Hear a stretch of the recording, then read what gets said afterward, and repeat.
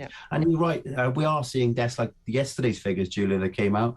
The number of deaths registered in the last week in England and Wales was lower than 2019, 2018, I think 2017 and 2015, so we are seeing below average deaths. Remember, the huge number of deaths we saw over the pandemic might have a bit of an impact because obviously some people who've died earlier may have been dying now, but it's quite clear that the kind of the mortality, everybody obviously doesn't want to see a sad death, but the true reality is people get born and then people die. That's the true reality in life. And the COVID is still one of those viruses that is disproportionately kills the elderly. And if you compare England and Wales, Julia, over the pandemic, Wales have had more restrictions than England, and the death rate is exactly the same. So I think when you do the inspection and look at the inquiry into all of these different lockdowns that we've had, whether they had a big material impact in terms of different countries, it's not looking likely. Well, indeed, it's not a political position. It's simply like the data, that you look at the data, this data does not show that there has been that big difference. And this is the key thing, is that, a lot of people, I think, only woke up in March 2020 to the idea that people did die.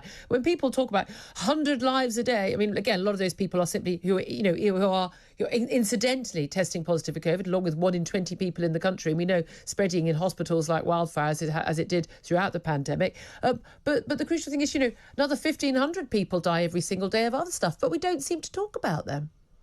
No, and I think, quite clearly, first wave, a lot of excess deaths, quite clearly in the second wave. And through the summer, Julia, we have seen weeks where we've had excess deaths that are non-COVID because of people who've kind of stayed at home to protect the NHS. Yeah. And that's the priority. I think, just thinking of the money on these lateral flow tests, Julia, we don't want to be going into next, November time with people calling for lockdowns or restrictions. Oh, we will, though. We absolutely will.